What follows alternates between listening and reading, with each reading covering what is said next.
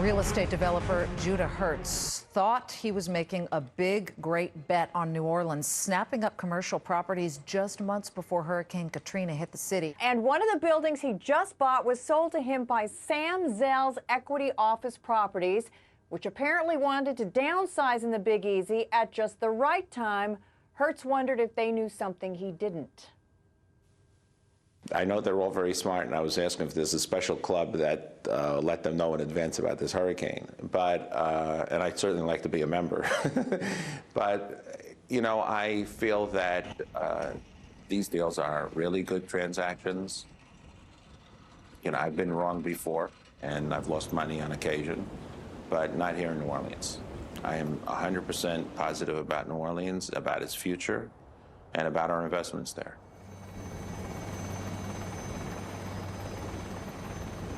People that have beautiful souls, they can sense the soul of New Orleans, because as complex as the city is, and it really is complex, it's got great contradictions, it's exquisitely beautiful, and it's painfully ugly from time to time. It gives people great joy because of the celebrations that we have, but it gives them great sadness because of the level of violence. But it's immediate and it's raw. Judah struck me as the kind of person that fit seamlessly into New Orleans. I guess if you listen to him a lot, you would go, this cat's not from here, but not really. You know, he didn't really stand out because New Orleans is so eclectic. And he was just, you know, very, very present, you know, when he came here, and he loved the city, and I like to believe the city loved him back. And, you know, the thing is that Judah didn't leave.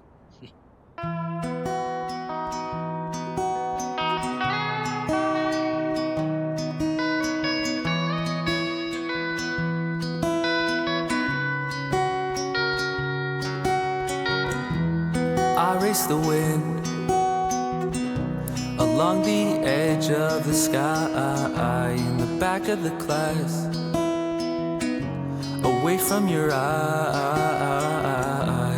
I know I'll fly, I know I'll fly. Your voice can't reach me, I'm 10 miles high. What limits I have, they belong to the skies. Nothing will hold me down, 'cause I'm here to fly.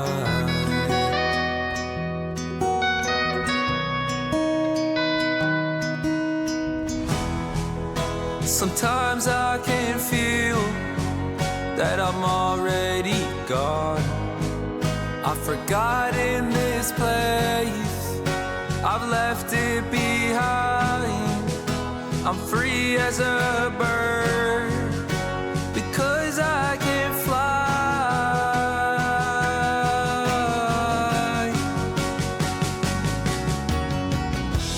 I drift into dreams, it's there I can hear my voice resound in my inner ear. It's lost wild music, it's soft but it's clear. I know I will fly, I know I will fly.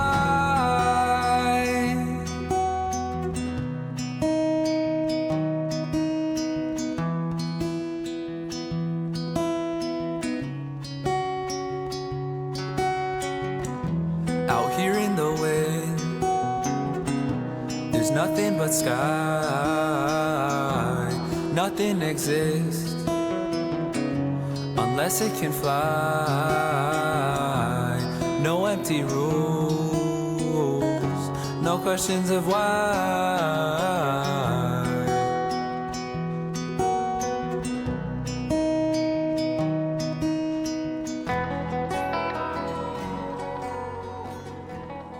I started by working for my dad for about 4 to 8 weeks. And then he wished me well as I went on my own. And actually, he gave me $10,000 to get started. Of course, the first thing I did, I lost the $10,000 in a trip to Israel where I bought pantyhose, where I told him I need a sample, and I'm a big distributor in New York. And by the time the hosiery got to New York, the prices had dropped.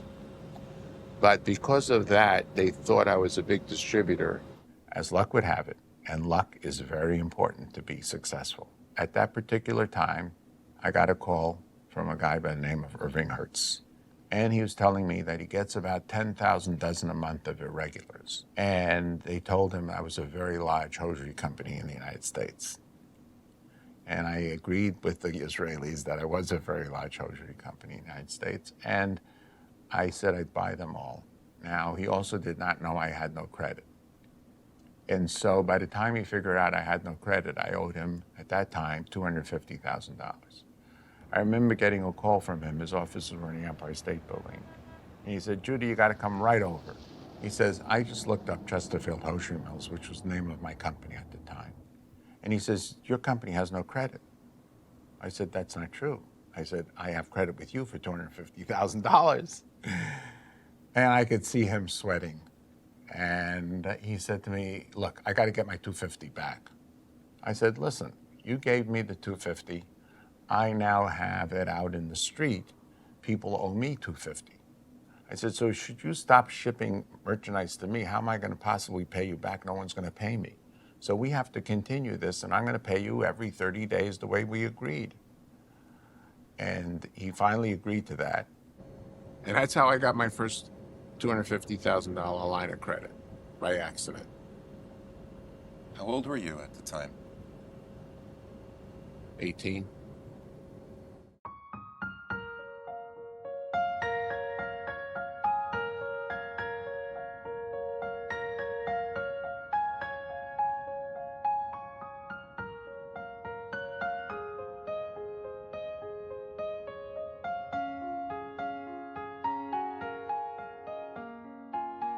I've always said that in a class of 30 kids, you'll have a few who want to be doctors, some scientists, engineers.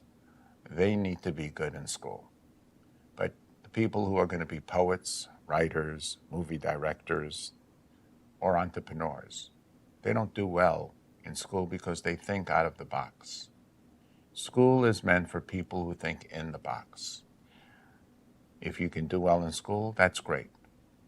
And if you can't, that's okay too.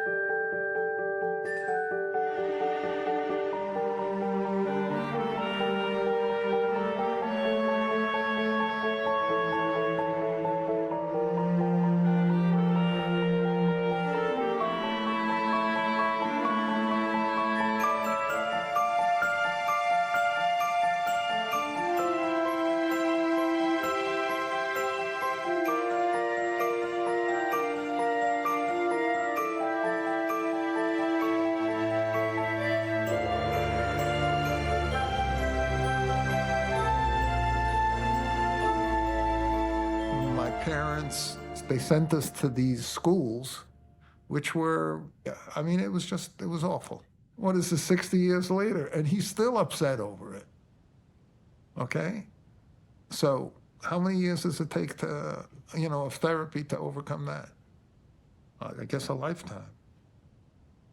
When we were living in Crown Heights, and I was going to high school or junior high at RJJ, the only way you can get there was take a bus into Bedford-Stuyvesant, and then you'd get a train that took you into the Lower East Side where the school was on Henry Street. And so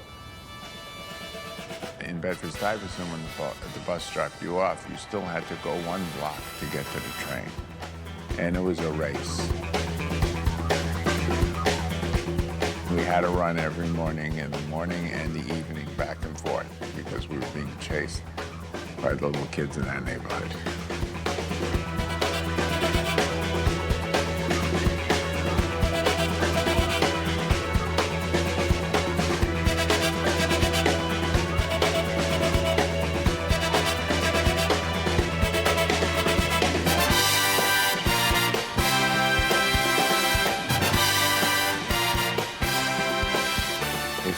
get off on East Broadway and you stayed on for another 4 stops, you're on 42nd Street and 8th Avenue or 7th Avenue, where all the movie theaters are. So if you decide to skip school, you just stayed on the train an extra 4 stops and got off and saw a lot of movies. Walter!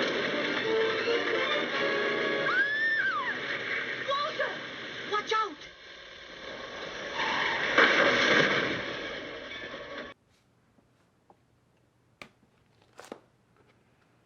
Okay.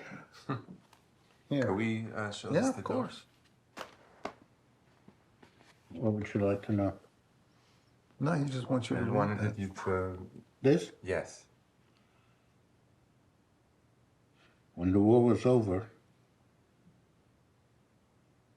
it's difficult for me.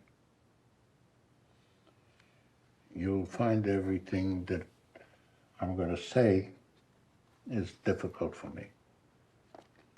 So, What's the age gap between you and Dove? Dove, 17 to 18 years. We were never able to figure it out because we don't know when Dove was born exactly. If I'm 68, he's 85. But we could have celebrated his 85th birthday maybe 2 or 3 times already.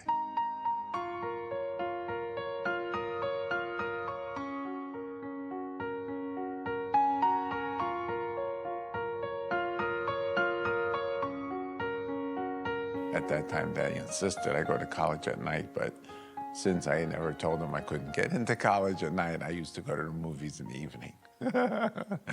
And that went on until I got married. I met Judah close to 20 years ago. When I first moved out to LA, I was working at the banks. We met and kind of fell in love right from the beginning. So he thought I was crazy, and I thought he was crazy. And 15 days later, we did a $100 million deal. And ever since that, I think we've talked every morning, every evening for over 19 years. I actually did go to City College.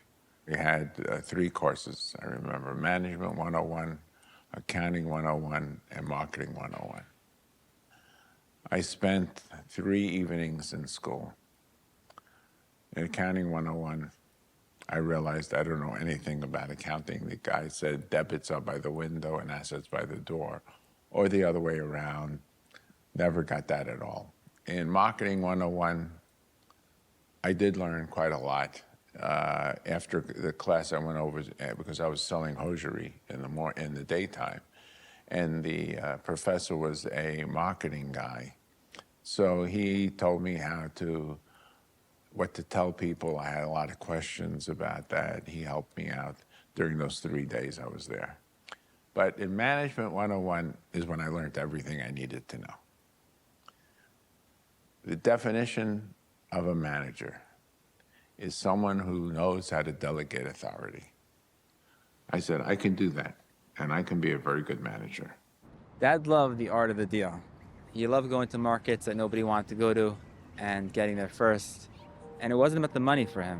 He always told me he always liked to sell an asset before it fully appreciates, let the next guy take the extra money and let him go into something where he could build a value and go into something that nobody else could foresee happening. And I remember he told me once that he saw an article in the Wall Street Journal, Wichita was the single most depressed city in the country. The next day he was in Wichita. And here it is, the greatest advance in television since color television itself.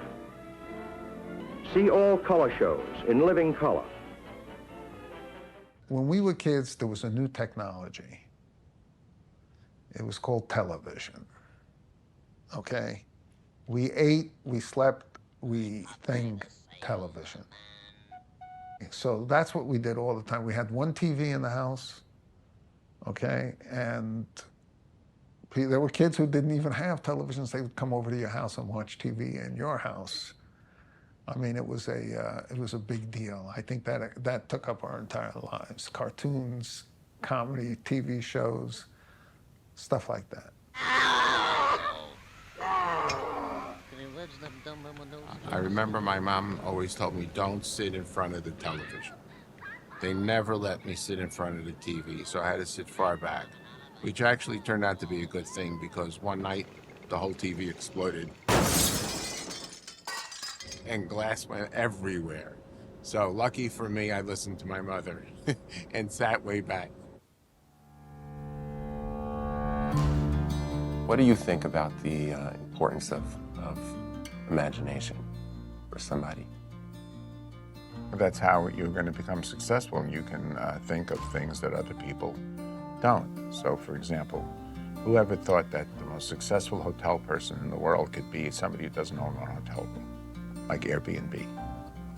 Or who would think you could have the largest taxi company in the world without owning one taxi, like Uber? So you have to think out of the box, which is, I'm sure these people have done a great job of that. And most entrepreneurs think that way, even Elon Musk. I'm sure they must have told him, look, if Mercedes can't make this electric car, and Ford can't make this electric car, and General Motors can't make this electric car, you certainly can't make this electric car. But he believed in himself and really didn't care what anyone else thinks. And it's those people who do very well. Or they go broke and nobody ever hears from them again.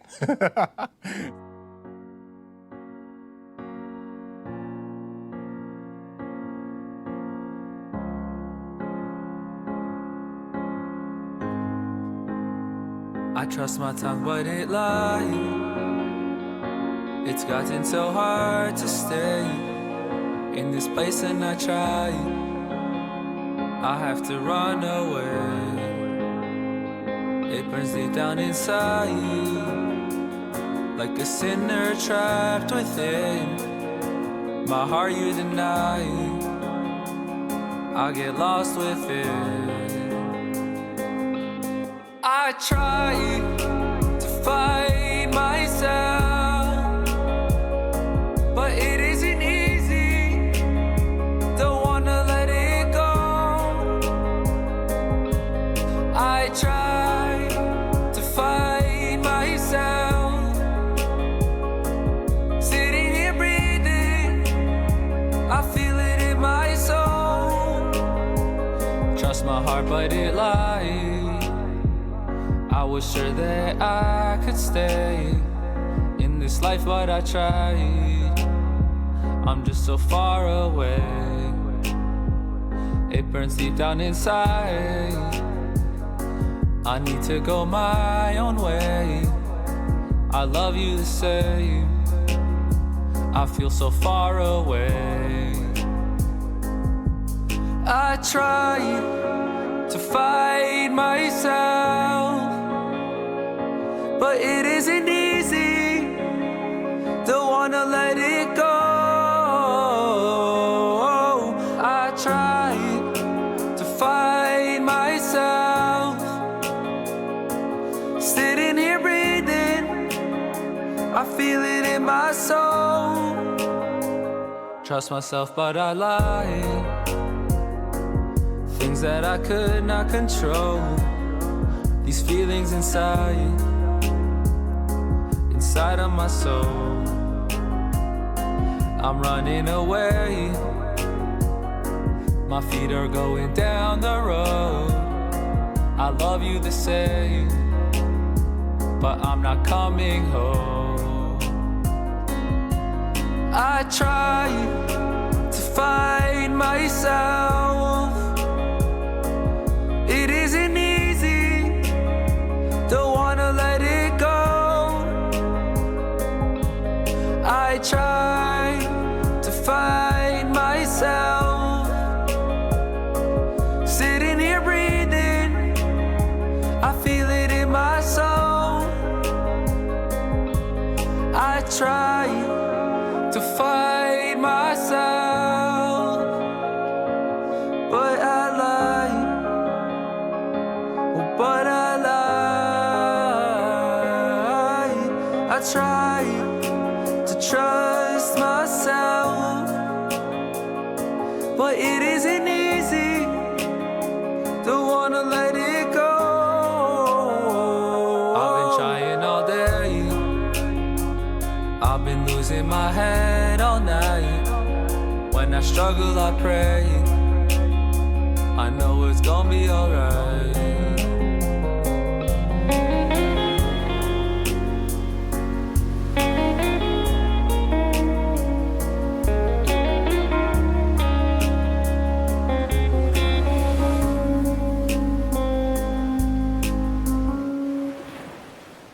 When I finished high school, I applied for jobs.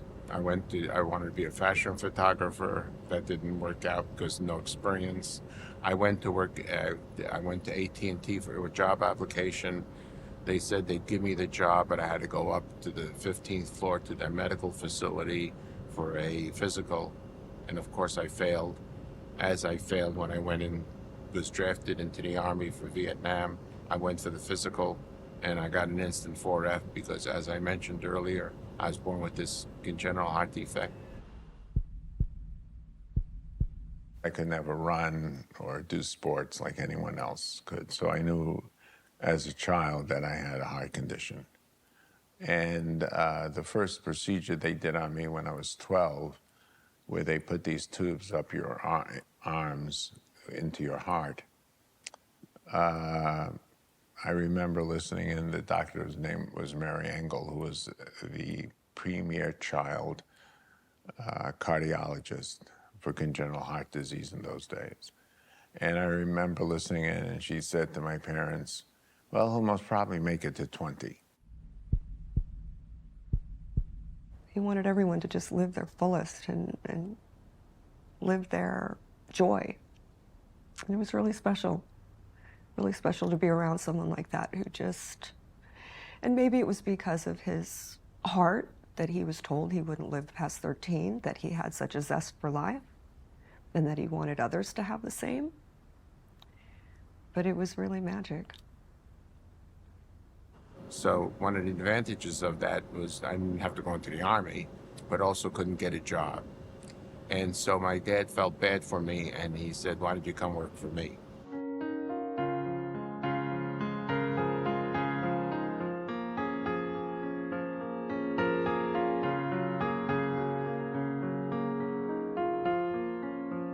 My father knew Medrash Rabbah. You know, like most fathers, I think, teach their kids Gemara. They learn Gemara. My father taught us Medrash Rabbah.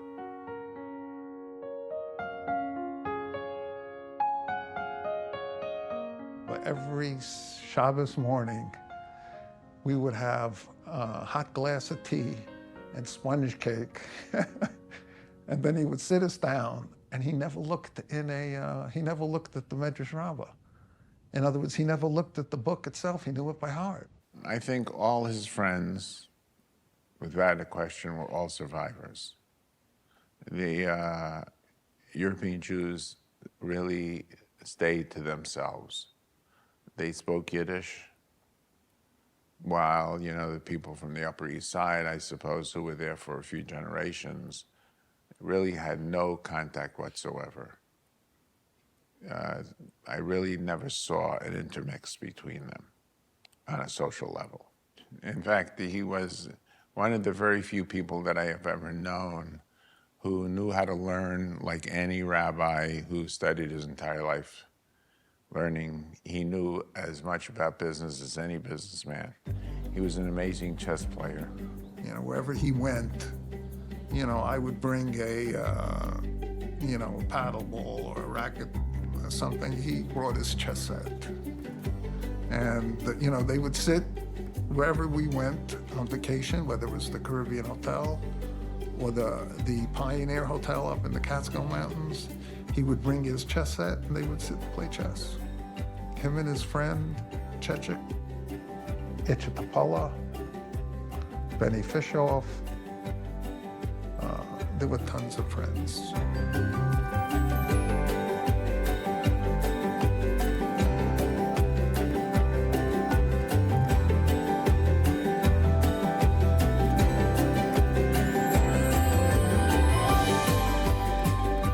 I had a conversation with my principal when I was thrown out of high school. It was in 1966, must have been around April, because you graduate in June.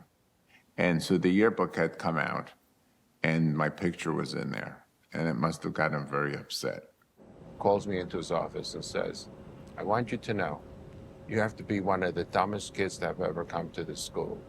Now that's a real big statement because this school started in 1900.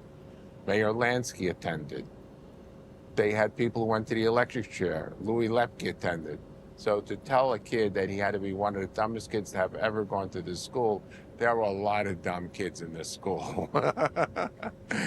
Anyway, when he said that to me, he also said, you'll be lucky to be a shoe salesman. And with that, he threw me out of high school.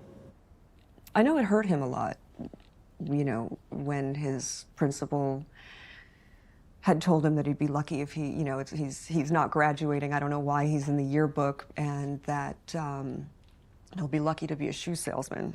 At that time, it's a very depressing thing because when you're in high school, you think that your whole life revolves around high school.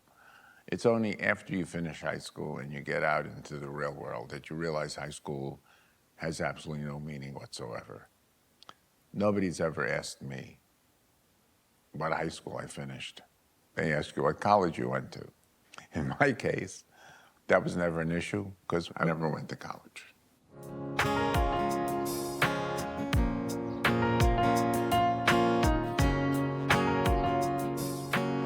Well, I bought this car for $100. It was a stick shift on the steering wheel. The first gear had been broken. I ended up driving that car for about 6 months. The third month, the reverse gear broke. Since the car only cost $100 and fixing a transmission must have been like $300 or $400, it didn't pay to spend that money on this car. So I remember what I used to do for about 3 months worth was I needed 2 spaces to park my car. So I could go in like this and then just get in there, park the car. To get out, I'd sit in the trunk of the car in front of me, and with my legs, I'd push back my car instead of reverse gear, and that's how I got out. And I did that for about 3 months. The car finally died on Eastern Parkway. And I just left it, took the license plates with me, and abandoned the car.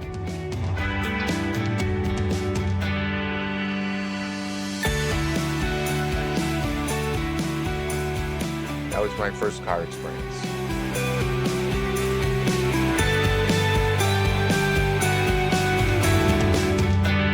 So I met Judah through a mutual friend. It wasn't until I would say the last 5 years that we really spent more time together, got to know each other a lot better, became very close. Close enough, in fact, that I would consider Judah to be one of my closest friends now. That I made a number of very endearing friendships. One of which is a standout for me is my relationship with Judah. I liked his sense of humor.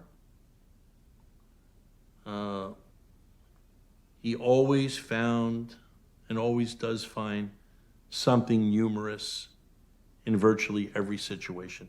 He was always making me laugh. I could come to him and go, okay, listen, I've had a really rough day, so just take it easy, okay? And that would be his window to just try to see if he could get me off kilter, which of course, I wouldn't get mad at that point. I would just have to laugh hysterically because he was just, driving me crazy. And he just made me laugh all the time, that smile.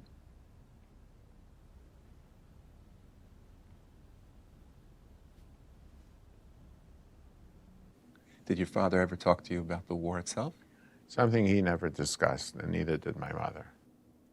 But from hearing everything else about the war, I pretty much understand what was going on.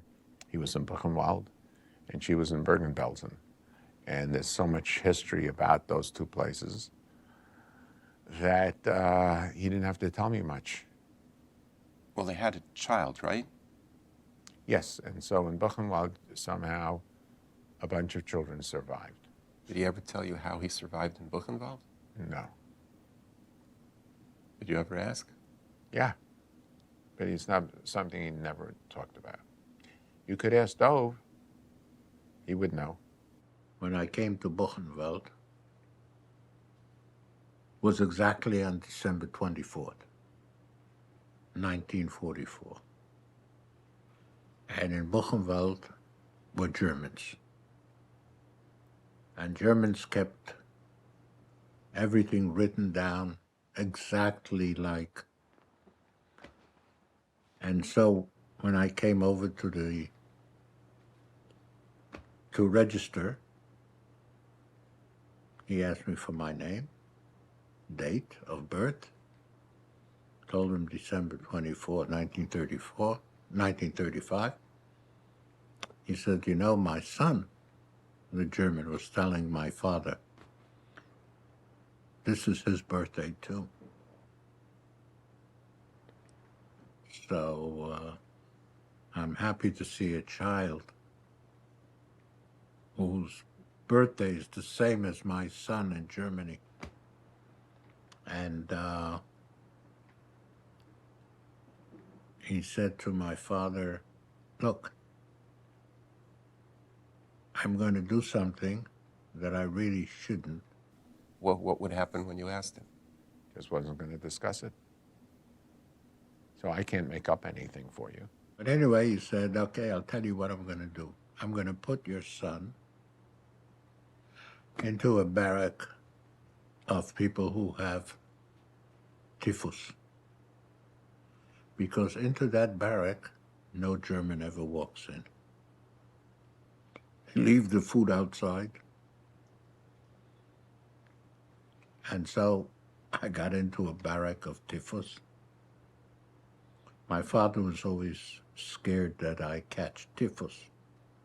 I didn't know exactly what it was, but I got in there. One night I went to sleep right next to another kid who died in the middle of the night, and I never forget that.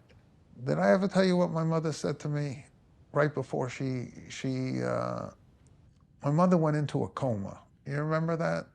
Right before she went into the coma, she said to me, I should have told you more things. I don't know why I kept all of those secrets. That's what she said to me.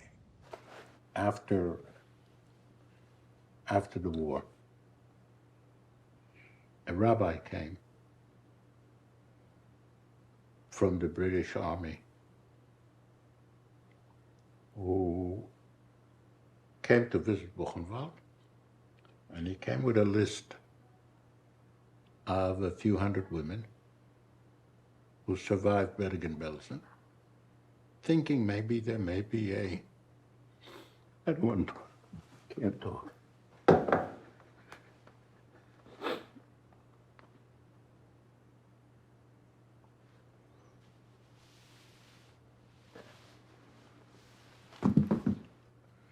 It's difficult. Anyway, he brought a list, and my father found my mother's name. You know, I think there's plenty of history and plenty of people who have spoken about what happened. I'm sure he was no special case. 6 million people were killed. He managed to survive. My mother managed to survive, and my brother.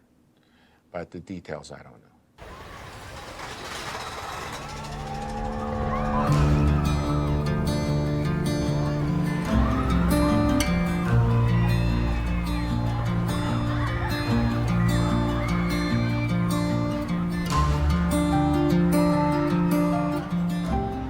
My earliest recollection of Judah, I think, had to do with Rockaway. We had a great, great time, which is in Queens, New York, which is literally a half hour, 40 minutes. I always thought it was 7 hours. I thought we were going to like New Hampshire. But here it was like a half-hour drive. 45 minutes, but because we didn't drive, it was a big production, because my father we didn't have a car, so I guess we had to rent a car, whatever. But we went there for those 2 months,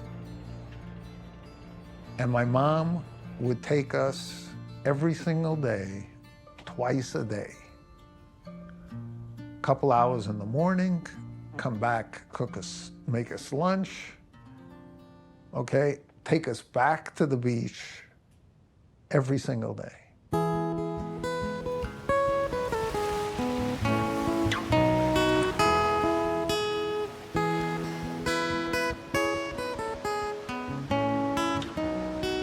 And I remember my brother and I, just having a hell of a good time.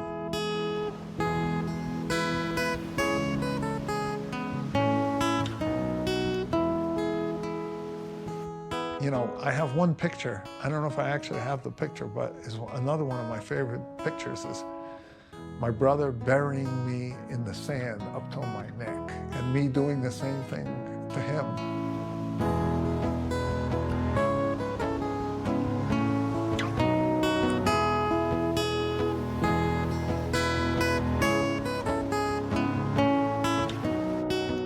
And we just sat there, making, sand castles, playing ball, swimming in the ocean.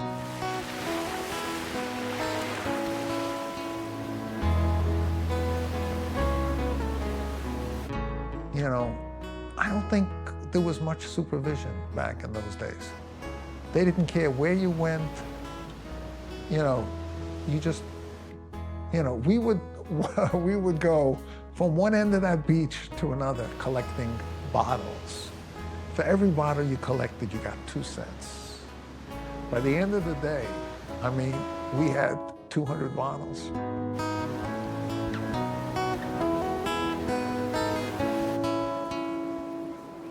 My father used to tell me about spending summers in Rockaway, New York. His whole life he's sort of been chasing the ocean. He started off in Rockaway, eventually moved to Miami Beach at a certain point, and then he came all the way down here to the West Coast, and this is where we've ended up.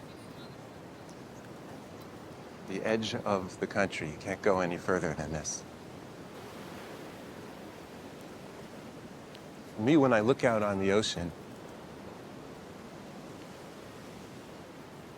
I guess what I see is just this extraordinary, endless expanse, the sense of being without limits, even a sense of greatness.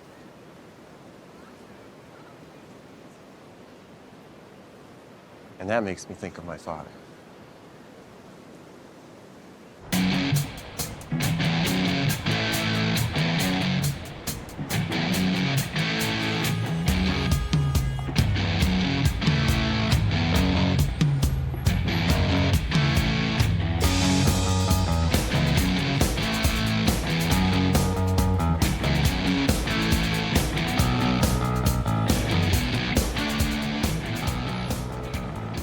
Around 1974 or 75, I had my hosiery business located at 675 Broadway. I remember opening the TV and seeing the Broadway Central Hotel in New York City collapsed. Why that would mean something to me is because my entire business was on the ground floor of that building.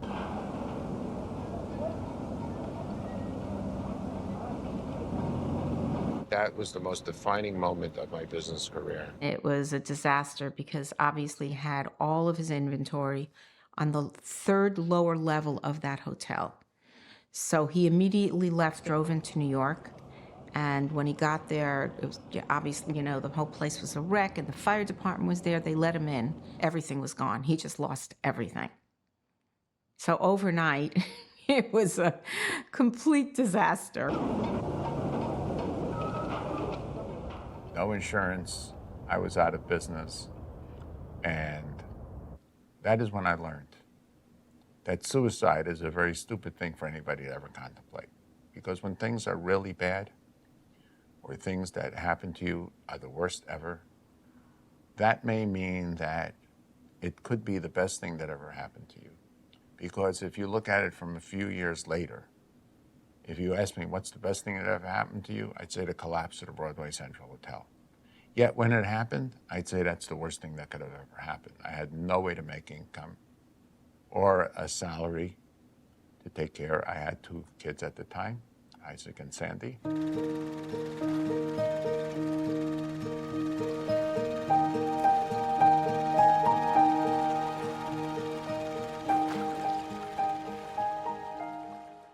He had no education, he had no profession. So where was he going to go? It wasn't like he had a profession that was paying him a nice salary. So where was he going to fall? How much lower could he fall than where he was? So he decided to just risk it all. I ended up buying a building. I bought that building maybe with $10,000 or $20,000. That's all I had left. And there I was with my company. I named it after my daughter Sandy. I called it Sandy Techs Limited. And I was selling sportswear. Before Christmas, my gross sales for the week was about $250. So you know I was starving to death, basically. And then a group of artists, one of them by the name of Biondi, walked into my store and said, "We'd like to rent your building." The upper 4 floors of this building had been condemned 40 years earlier in what was known as, Soho was known as Hell's 40 Acres, where the Triangle Fire took place. So the upper 4 floors had been condemned with a big sign from the fire department that says, "Do not pass this sign." So I said, "I'd love to rent it to you, but you can't go up there." And he says, "Who told you that?" I said, "Well, you see the sign." He takes the sign and rips it into little pieces. He says, "No more sign." I said, "Okay, let's walk up." We go up there, and there is literally nothing there. There are no pipes that go up there, no electricity, just bare walls and floors. And they said, "We'll take it." I said, "Okay." I rented them the upper floors, only to find out that artists is another word for saying they have no money. So I said to the contractor, I said, "Look, whatever they were going to do," I threw them out. I said, "I'll finish it." And I advertised in the Village Voice for fixture fees, and I ended up as one of the early developers in Soho by accident. Can you tell me what these artists were doing in these lots? Sure. I had one. They got money from the government, from the state of New York, because they were creative artists. So for example, one guy got a $10,000 scholarship for filming dirt. So you can film dirt, for example, if the sun hits the window and you have the window open and there's dirt that accumulates, that's what he filmed in the air. That was that guy's special. Everybody had something else going on, which I found as a yeshiva kid very interesting. I've never been exposed to any of these kind of artists before. And a lot of them were gay, never even knew that that existed. I mean, it was a whole new world, definitely. And he has the best common sense I've ever seen on real estate, and the best feel for it and touch. When everyone's running, he's going towards it. When everyone's buying, he's selling. And he's been right probably 95% of the time. So he's the Mickey Mantle of real estate.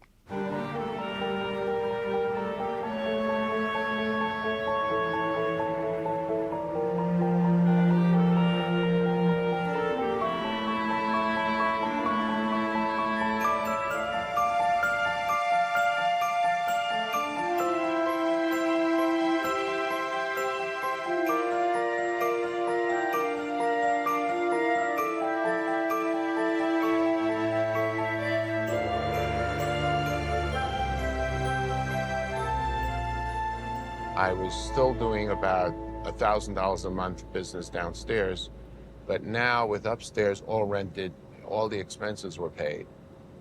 I remember calling my dad up and I said, you know, I've got an idea. I never have to work another day in my life. He said, what's that? I said, I rented the store for $2,000 a month and I don't need to work anymore. And that's exactly what happened. I've been around him 20 years and I'm always one step behind. He just has a gift, and it's not something you can study. It's not something you can learn.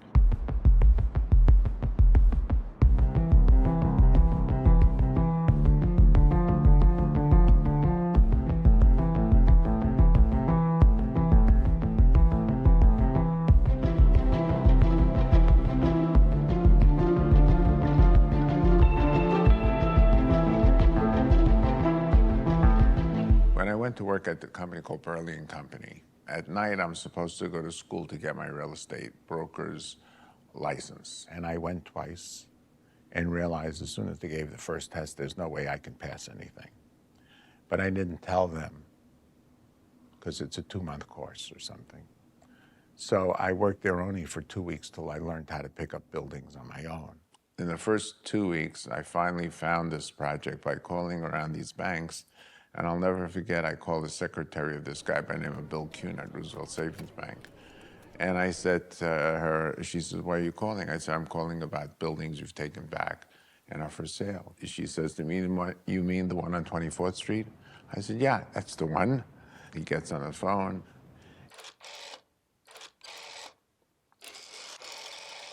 He says, the building is vacant. I'm going to go look at it tomorrow myself. I've never been there at 9 o'clock in the morning. But there's no way I can sell you the building because there are people in the bank who have friends who want to buy this building. So 9 a.m. the next day, I was there at the front of the building, and sure enough, there he was. And I said to him, look, I called you yesterday on the phone. Just, you know, we're both young. We're starting out, I see, together. So why don't you just tell me what the deal is? He says, the deal is there's $56,000 first mortgage on the building, and there's $18,000 in back taxes. If you were to pay the $18,000 in back taxes, we'd give you a new loan for $56,000. Now, I thought to myself, I only have $1,000, but this sounds like a heck of a deal. So I said, look, let's go to the coffee shop on the corner and write all this down on a napkin. I'm going to buy this from you. I had $1,000. I gave him my check for $1,000. And this is how we do that business in those days. When they left, I broke open the door. And what I did was I took a desk there, I got a phone installed, and I put an ad in the Village Voice. I had 30 days to close. And the ad that I ran was $5,000 fixture fee for a loft space. I got 3 guys to give me $5,000 during those 30 days. I took that money to the closing. And so with the 15 plus the 1,000 I gave him, I got a $2,000 credit, and we bought the building. So you advertised and rented out space in a building you didn't own. Right. He could look at a building and he just knows if it's good or bad. It doesn't make a difference. He knows rents, he knows everything in his head. And then you ask him or some math question that an 8th grade would do, he has no idea. That's not his strength. But he has a vision.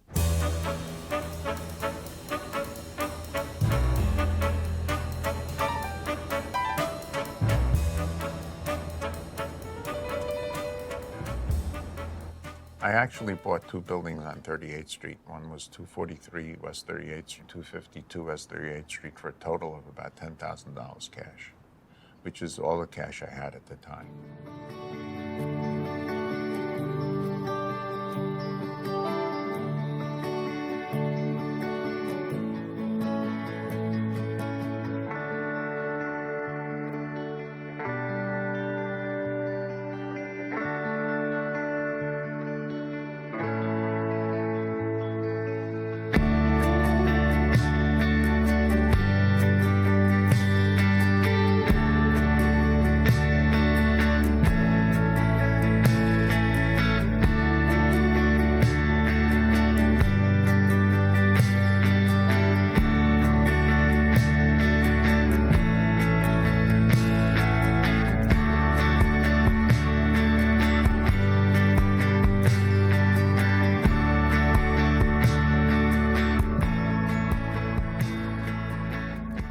father said, you know, Mr. Tapala, he's located on 38th Street. Why don't you go ask him his opinion?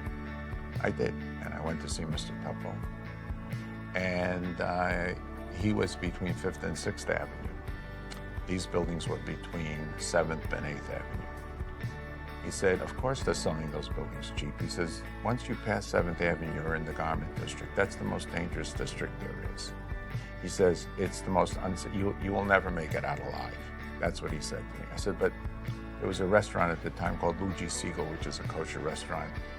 They were between 7th and 8th. I said, how come they're there? He says, well, they're one building off of 7th Avenue, so, you know, it's not the end of the world, but you're in the middle of the block. I said, I'm right across the street, the post office. He says, the post office has its own security guards.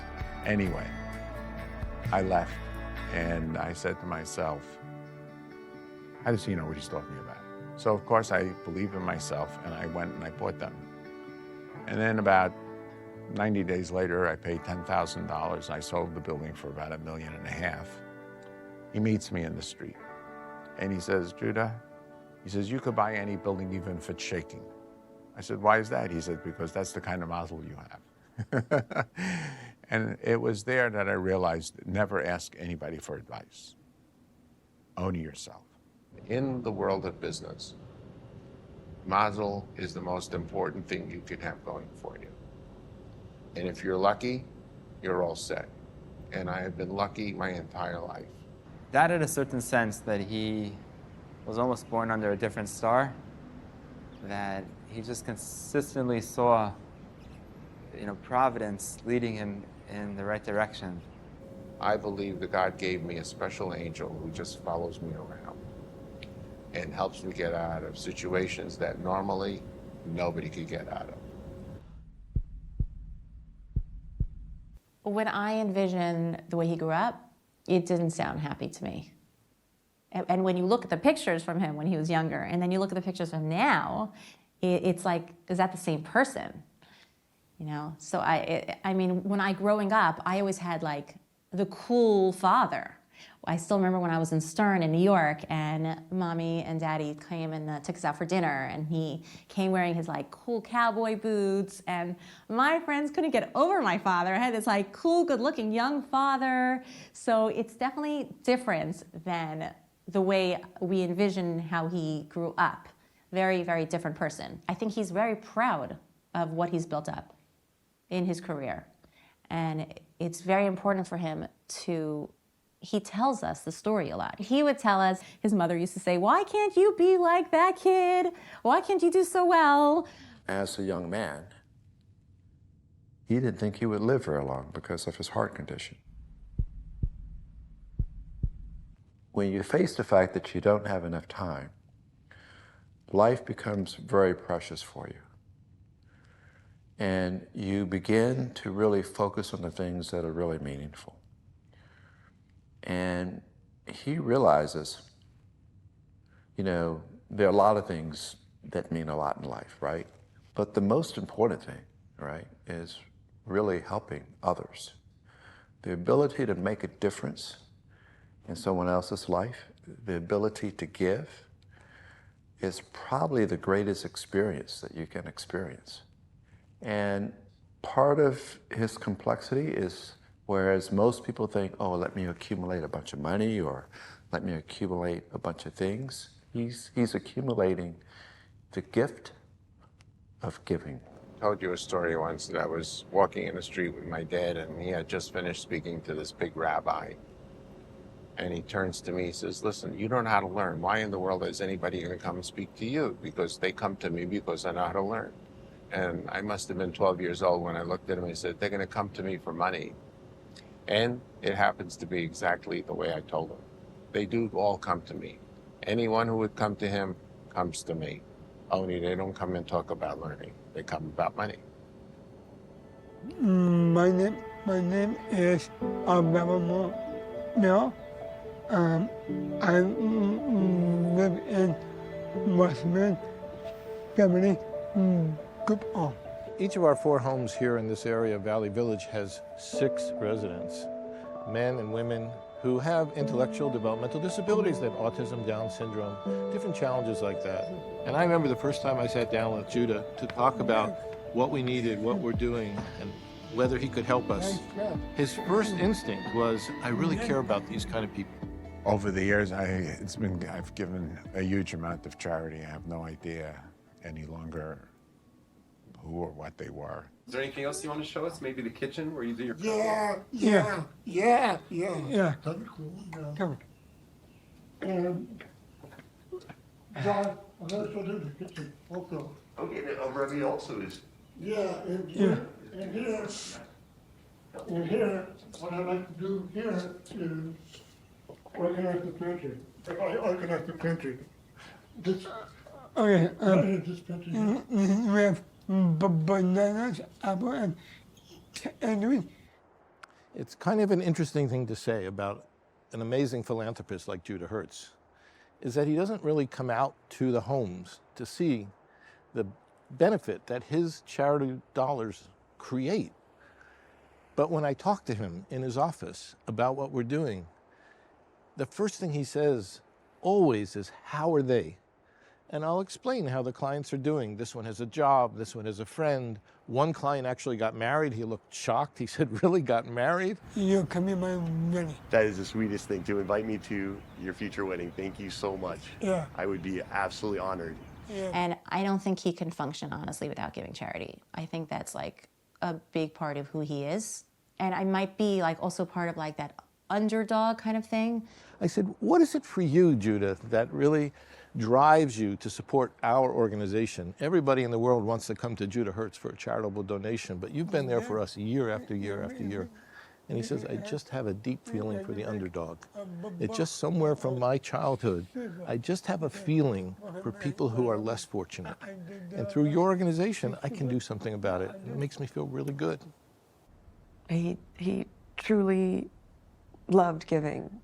And for him, it was extra special when he could do it anonymously.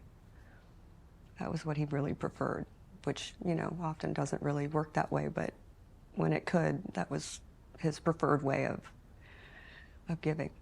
I begin to realize the character of Judah when we begin to discuss civil rights. That's a very important topic to him. He has quietly done a lot in the South to support injustice in terms of racial inequities.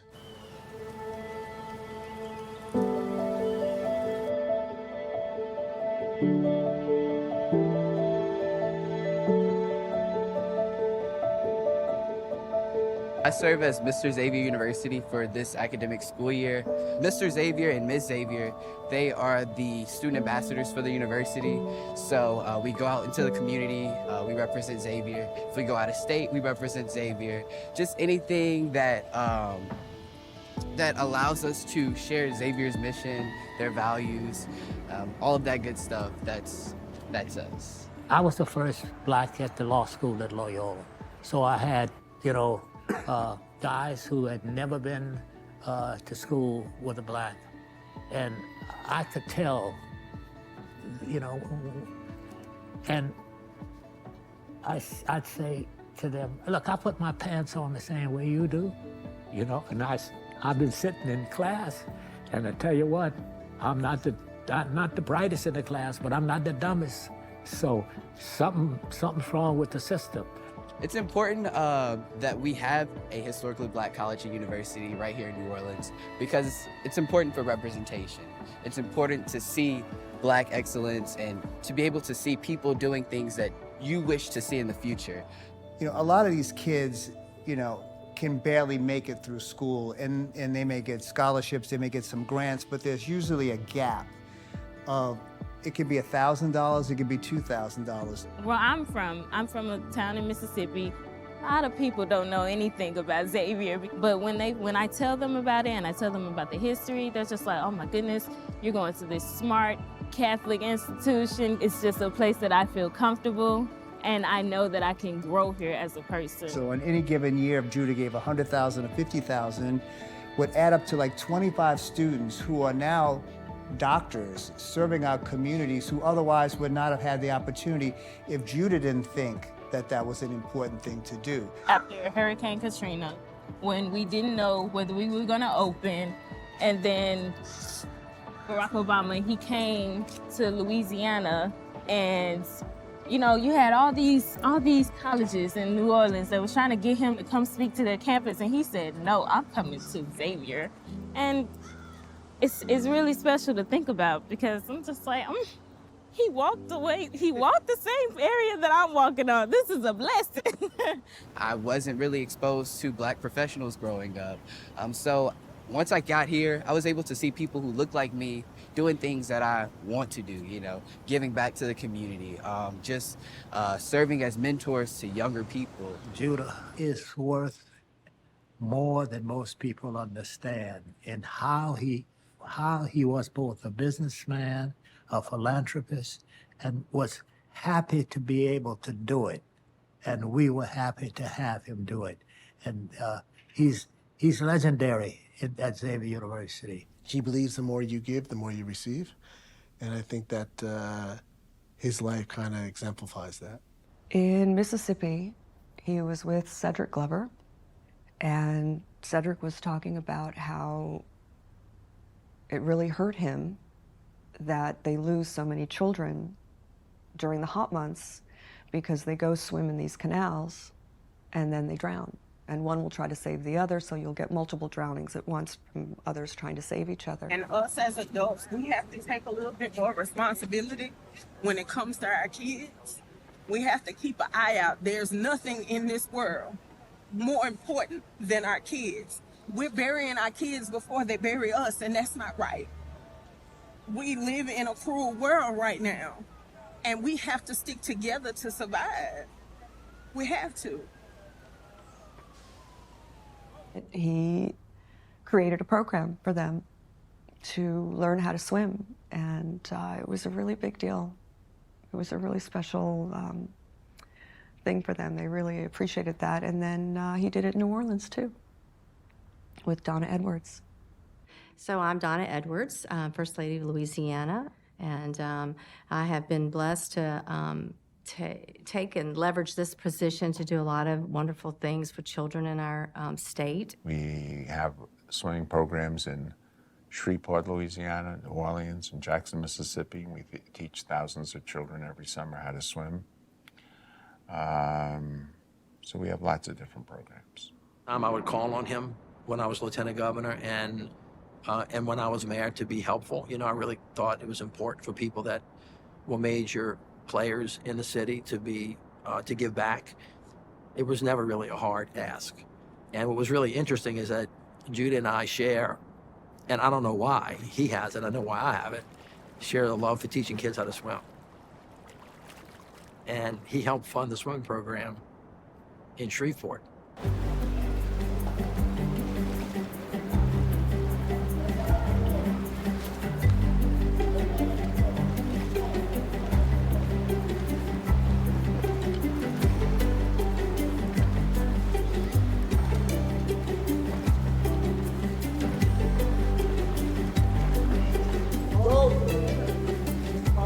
All the way to the bottom. All right, ready? Let's go.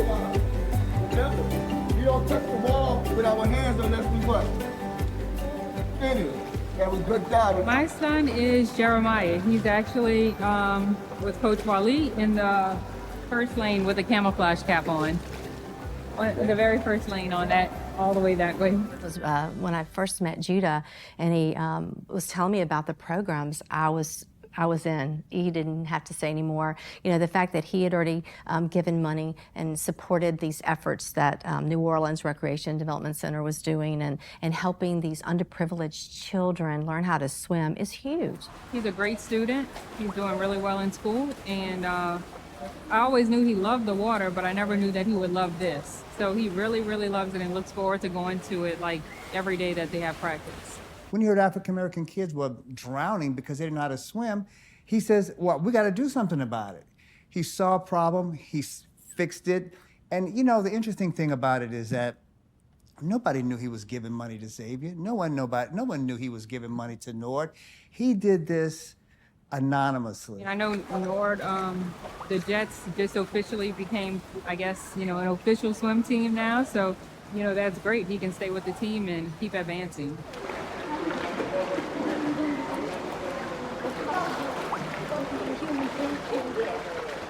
Sometimes when people kind of dabble in politics, they have asks. He never asked me for anything, not once. I mean, really, not once. And that was great. And I would say to him, "What do you need?" And he goes, "What I need is for you to be a good mayor, and run this city well, because that'll create opportunities for me and for all the other business people." I wish there were 200 million Judahs around to continue to do that sort of good work and to help prop up institutions and to help individuals and families and didn't look for anything in return. Judah has never asked for anything in return for what he has done in this community and what he's done at Xavier. I do have to say that from day one, as soon as he started making money, he felt it was really important to give charity. And he didn't just wait for people to approach him. He looked for things that would interest him.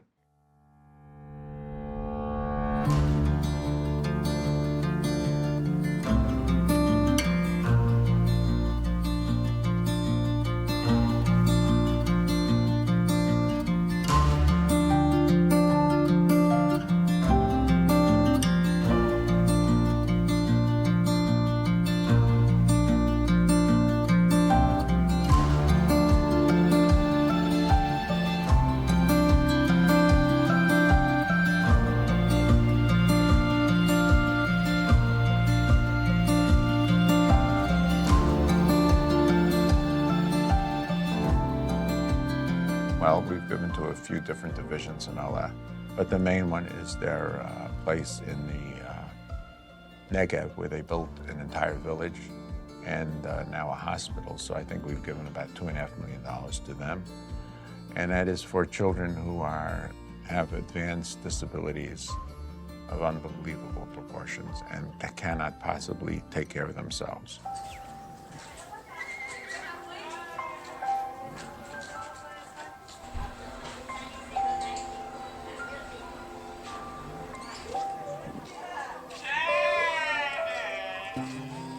Well, we gave a horse thing for animals that these kind of children do well when they're working with animals. It's an amazing project.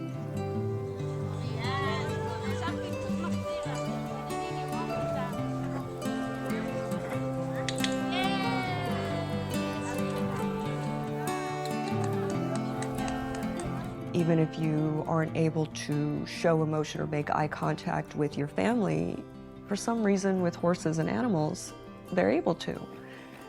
And he just wanted to make a better place. And so that's how we got involved with Ale Negev.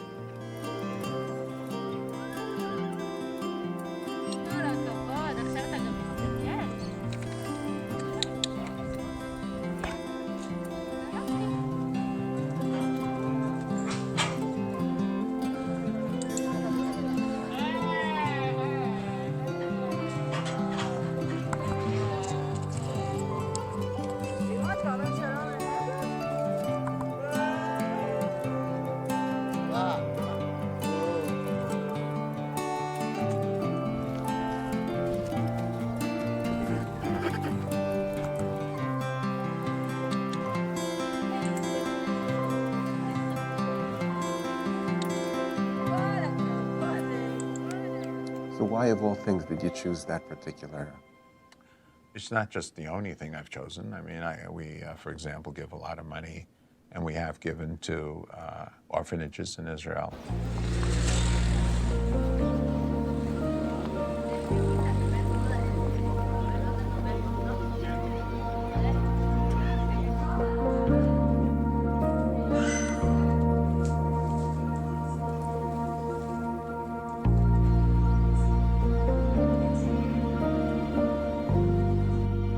To this program where women who have delivered babies go to rest.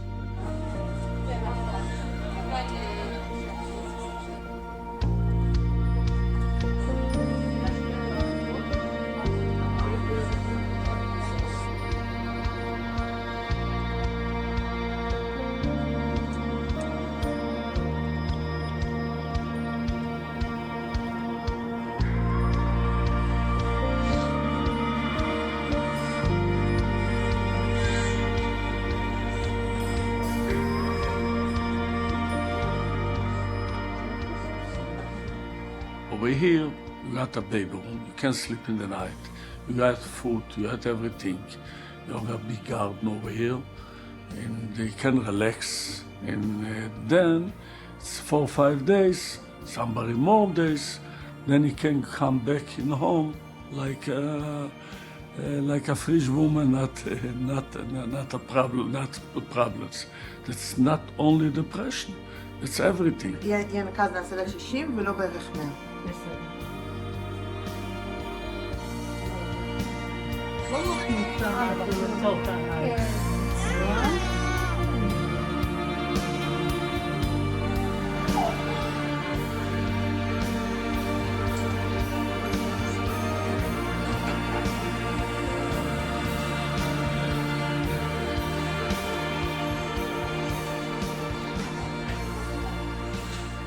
As I said, there's quite a lot of these different charities, whether it's schools like Mir, Slovakia, whatever reasons, that I personally don't even know myself why I give to these things.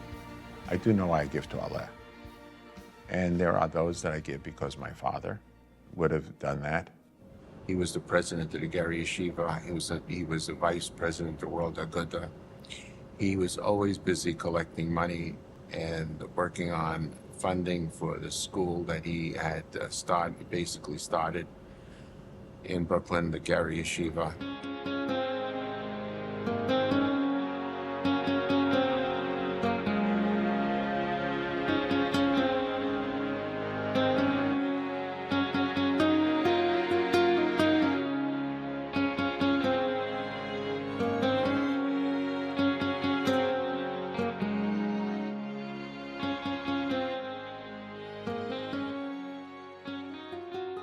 Now, this is a man who was in a concentration camp. And his favorite television show was Hogan's Heroes, which was a TV show about the concentration camp. And when the commandant of the camp, would ask the sergeant, and he would go, "I know nothing, nothing," he would laugh. I know nothing, I see nothing, I say nothing. I know nothing, nothing. Jolly jokers. The most emotional time I've ever seen him is when he would bless us for the holidays. It was a very emotional thing for him. He took something like that extremely serious. When you put your hand on somebody's head and you're crying while you're saying the prayers, he did that.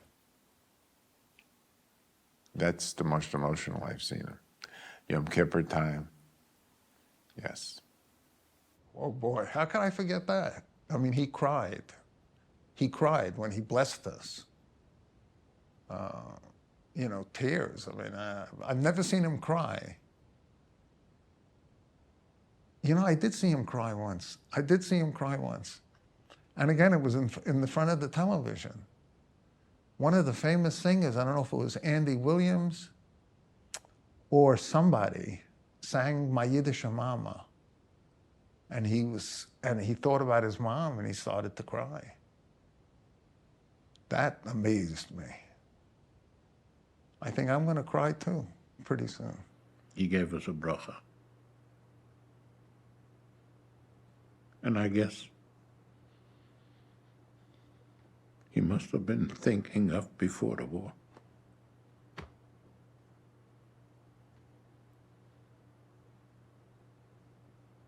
Yeah. Yeah. He must have thought of his own family. I don't know, it's happened to me so many times, but I didn't think much about it, but, you know, because since, I don't know. I can't answer that question. Can't answer that question. I just wish, you know, I just wish he was here. He could, you know, he could bless us. You know. I mean, I just wish he could see, you know. I know when I blessed my kids, I think of mine historically. People thought I was crazy when I got married and I cried on my chuppah. But I thought back to my family, at that time, not just the joy of being married, but my own, with my grandfather and great-grand. I guess that was my father, too. So he was emotional, not only in those days, but when there was an emotional period, he was emotional. He showed it.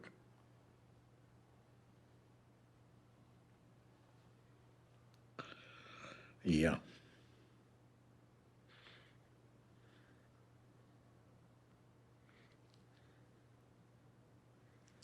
Did Mandy and Needle cry too? When they gave a blessing, you mean? When they talked to you? What have you learned on the subject of raising children? What would you like to know? You should know better than I.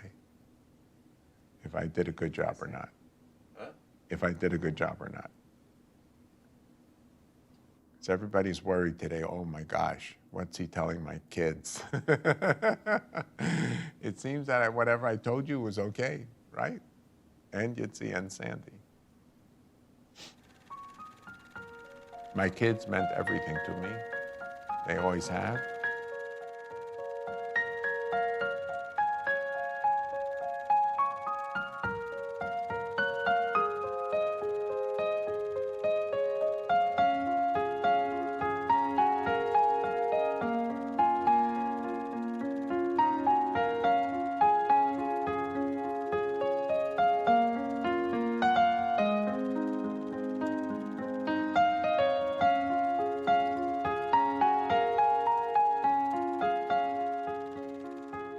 What I accomplished? My family. That's it. What can I tell you? It is only at the age of 85 you realize that my business, which is more successful or not successful, doesn't matter, means nothing. Having more money than necessary in reality means nothing. If you leave your kids $10 million or $1 million is unimportant. Important you leave them financially enough to begin to get along.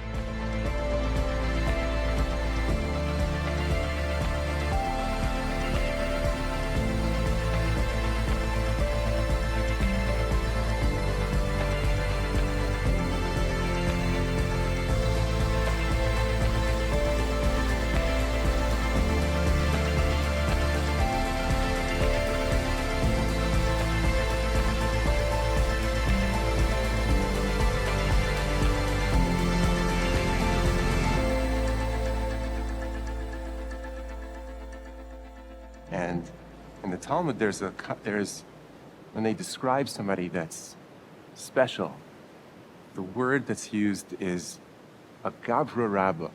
Gavra rabba, which really translates as a great man, but it becomes this sort of undefined idea that it never really explains what is a gavra rabba.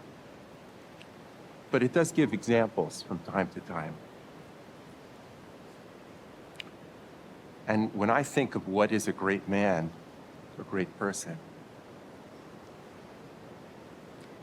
for me, what I think about is someone that has achieved a perspective that I can't guess, that's just beyond anything that I can imagine.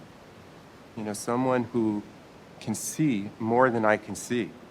What do you think the most important thing is when you're raising a kid? I think it's to let them know that they can tell you anything that's going on in their lives. And then you're not there to judge them, but to guide them. And for example, I just saw a horrible story in the newspaper the other day in Jerusalem Post, where two girls jumped off the roof together and committed suicide. One of them, they said the reason was because she wanted to become less religious and was afraid to disappoint her parents. The other one was abused in school. I think if both of those kids were raised where they could discuss anything at all with their parents and would not be judged, you would have had a different outcome. But by being strict and not bending rules causes tremendous aggravation to everybody involved. That's my theory about how to raise children. You're there to guide them. You're there to help them pick the right choices, but the choices have to be theirs, not yours. Is that the way that you were raised? I wasn't raised the right way, but I think you were.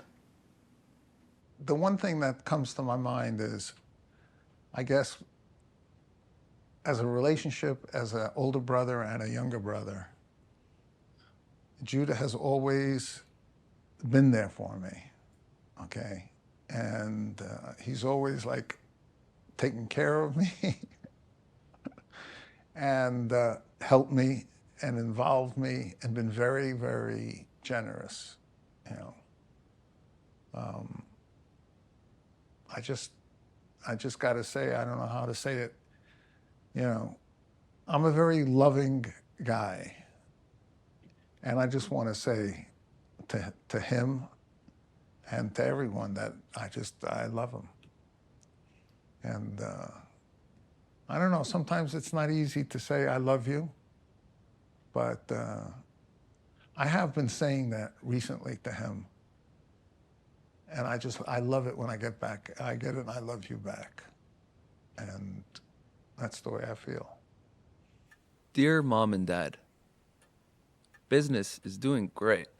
Today, I received a check from a Puerto Rican firm for $2,500. Today was my second day at school. You should know that I'm not even registered. I'm in Beis Medrash. My rabbi's name is Nevenensky. He's not too bad. I have trouble getting up in the morning since my alarm doesn't wake me up.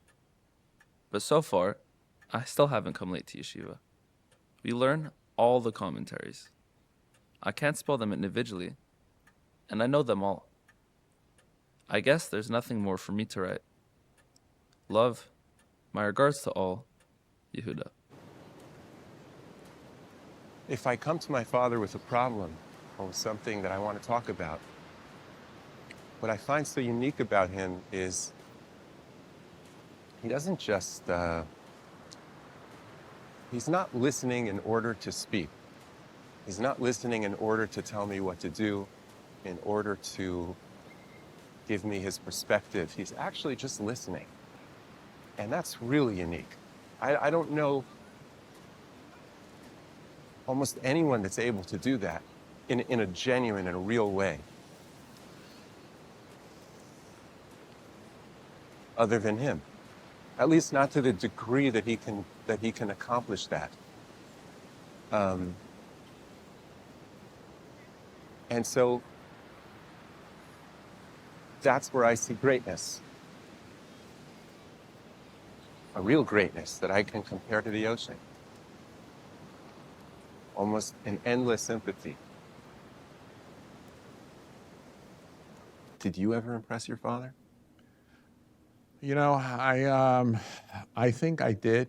Not that he would ever tell me, because when I told him I did this deal and I made $1 million or something, he'd say, well, did you see what this guy did? He just made $20 million.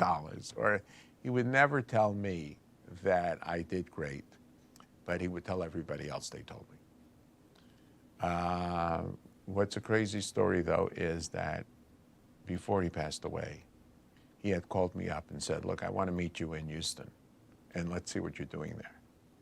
And I remember spending 4 days with him in Houston, showing him all my buildings there, the apartments, and we spent a lot of time talking. And then I left to LA, and he was going to Miami Beach.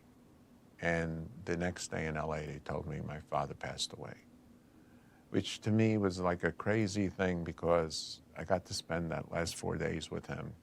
It was a very special time.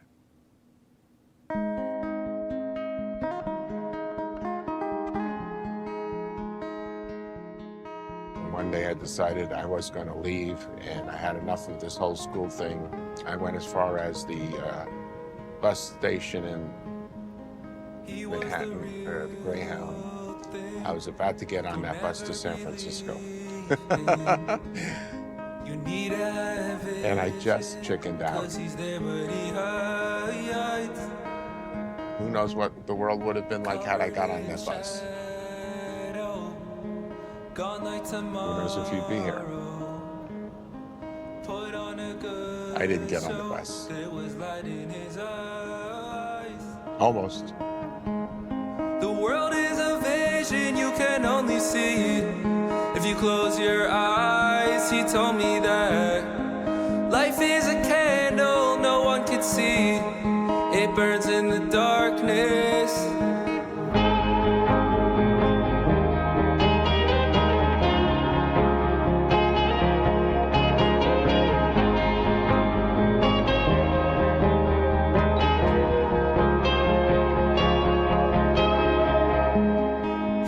A new thing, nobody knew him. He found his own reason, it was there deep inside, covered in shadow, gone like tomorrow.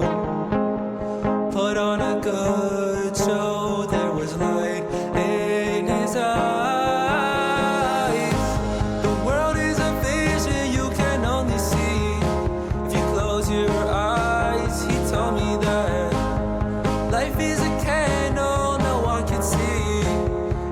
In the darkness, like the light in your eyes, like the light in your eyes, like the light in your eyes, like the light in your eyes, like the light in your eyes, like the light in your eyes, like the light in your eyes.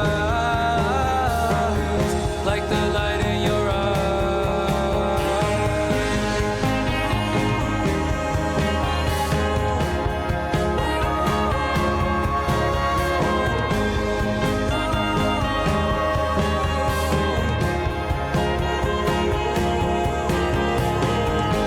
The world is a vision you can only see if you close your eyes. He told me that life is a candle no one can see. It burns in the darkness. You know I knew him. I always knew him. Could never believe him. All you saw was his disguise.